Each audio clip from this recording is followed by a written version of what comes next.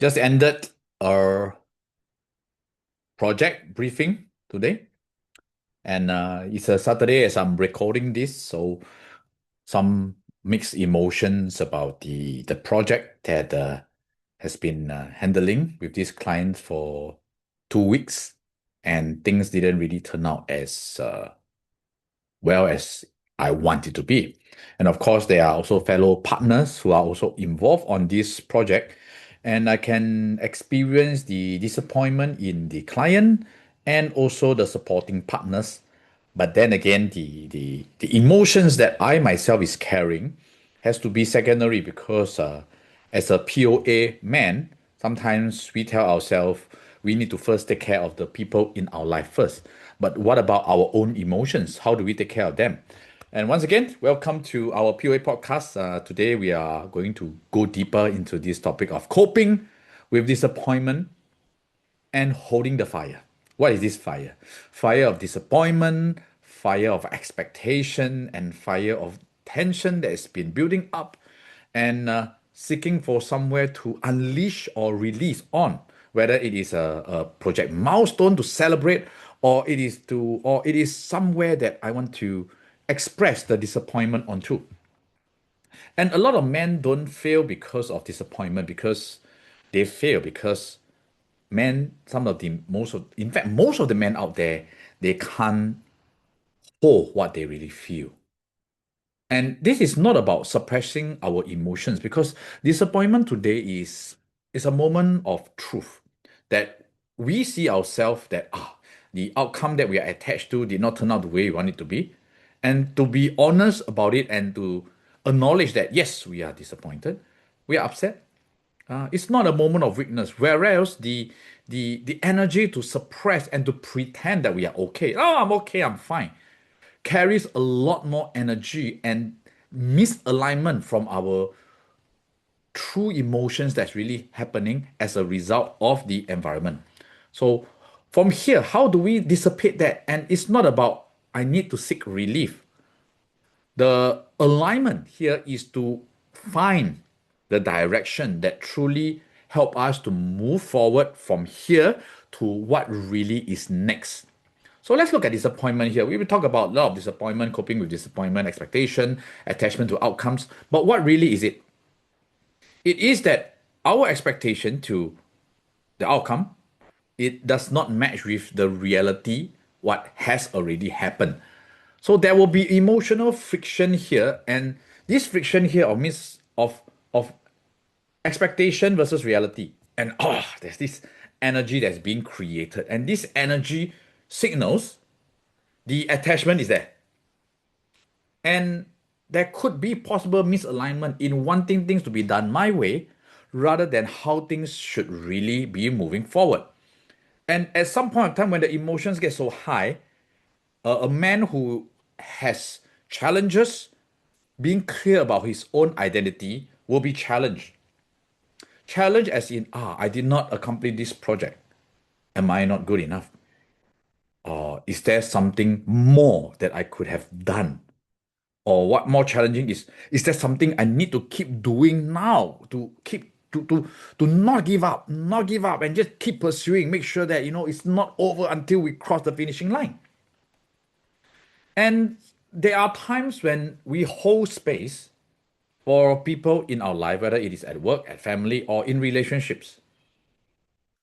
It's not about us all the time that we think that this is the best outcome for them. And there will be their season where they need to go through their own experience, their own disappointment, and their own awareness. And as an alignment, we hold these powers of polarity to be able to ground ourselves like the mountain and to let the weather change around us. However, easier said than done. So, what a lot of men do when faced with such disappointment is number one, create a false pretense that, oh, it's okay, it's fine, I'm all right, it's cool. Then again, the emotion that boils up, eventually you will start to see the man start to stroll on his phone more often, just trying to find something to feel good, or probably go into gaming, just play some game to disassociate from the reality.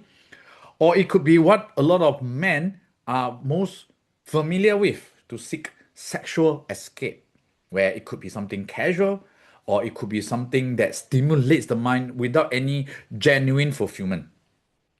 If not, men out there could be, pursuing feminine energy or could be looking at other feminine ladies to be, want to go out with them, want to get their energy, want to speak to them to feel comforted. And there's also a part where some men do not feel good enough about themselves, want to go into the companion of another woman to make the woman make them feel that they are good enough. And that's where there's still a lot of energy on the outside that's seeking external validation. And also, some of the common ones could be like alcohol, vaping, or it could be even going to the gym too much to just vent their frustration out to the point of exhaustion and injury. And a lot of common escape, what a lot of men do is okay, continue to work, keep doing the work instead of just acknowledging and being still with these emotions, what is really going on. And as a result, if we do not have this proper cycle in place, if the man feels and tries to seek an escape through a temporary relief, this association will keep repeating itself. And as a result, it will create a lack of clarity. The energy that's supposed to continue to be aligned and growing will be all scattered throughout distractions. And when a true decision that needs to be made within this window period, the man has very little energy left to hold space for what is really necessary. And so, what does it mean to really hold the fire? Let's go in depth. We acknowledge our own emotions, and it's always okay to pause and not to react or respond to the people or the situation immediately. But first, to ask ourselves, what are we feeling? And how can we acknowledge it without suppressing it or seeking a distraction to indulge and forget about it? The tension is real. Let's face it this way. Today, a multi-million dollar project in your hand just slipped through. Touch wood, huh? Or maybe a date that you've been looking forward to the whole week, and then things didn't happen. Or it could be an expected evening that you planned with a loved ones and just it didn't happen. Things just went out of place and it couldn't happen. Feel the tension. Stay present. It's okay to pause and not react or act immediately. Our body will always show the most honest signs where areas like the chest start to tightening, moods of restlessness that we cannot keep still because this energy is tense.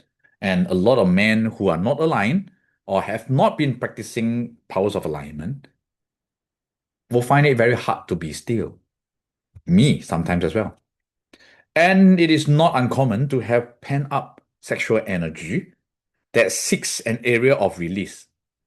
So the power is built between the emotion that's created and the action that we take based on intention. So why holding this space in between builds power, true power? Because the energy, it doesn't disappear by itself. It needs to go to somewhere.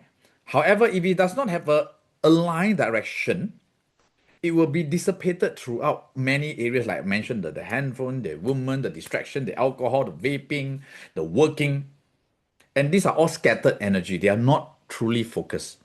So when we are able to focus it and channel it on, let's say, for example, writing, intentional workout, creation, or even building a project that we have been delayed for a long time and take this energy to right now, okay, I have this energy instead of trying to run away from it, let me direct it a step at a time onto this project and let's see how the energy can build this project.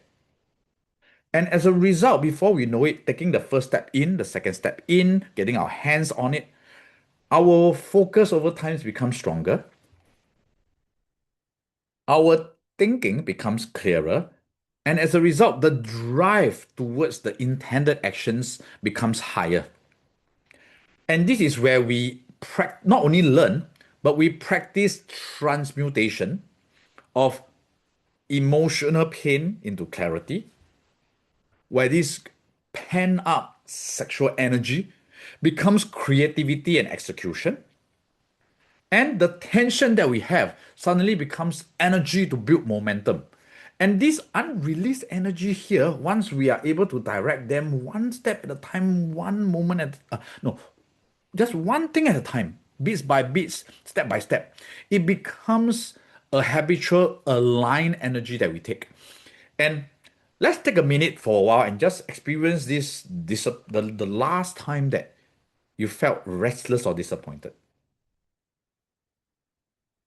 Where is it in the body? And usually it's on the chest. And there's a story that you tell yourself about the identity. I should be doing that. This is not where how it should be. Just stay with it. Then just let the stories go by. Let's not try to take any action immediately to reach out for the cigarette or to drink that alcohol or to text that lady or to just distract ourselves in the game or social media. Just stay with it and perhaps do some writing, because why writing and reflection is different. Reflection is good, but when we write, we allow the energy to be penned down, and that's where you can go deeper and help yourself, your physiological state, move in the direction of the pen and paper.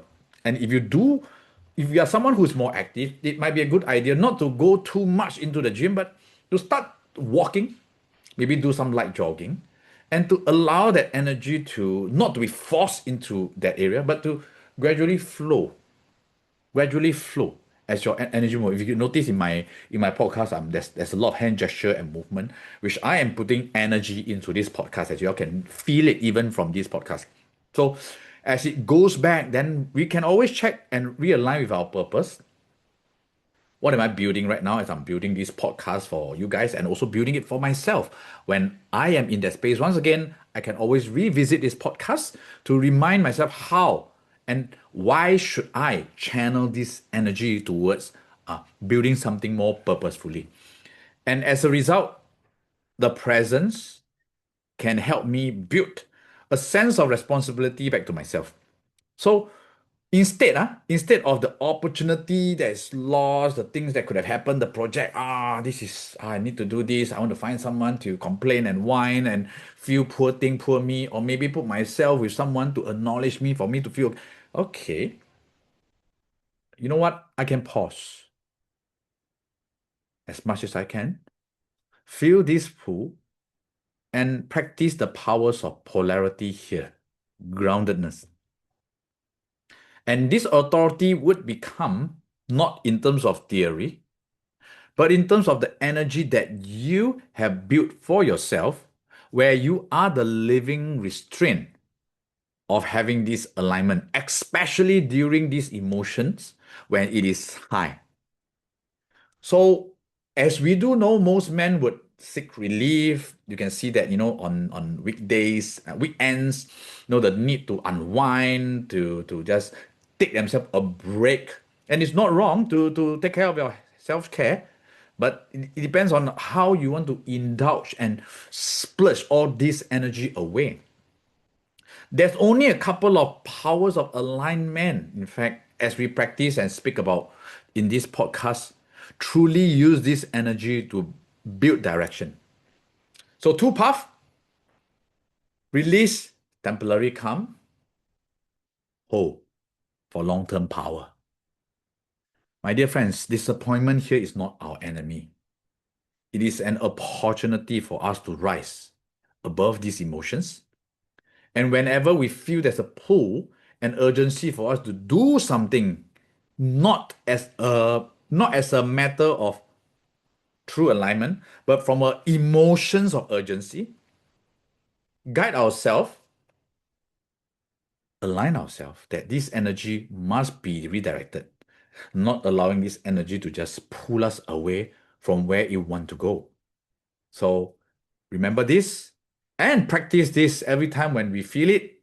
I feel it. I'm not owned by it. I choose to redirect it. And that is where every day we practice these one or two or three key moments of alignment. We embark ourselves on this top percentage of men who are practicing and living the powers of alignment. With that, I see you for our next podcast.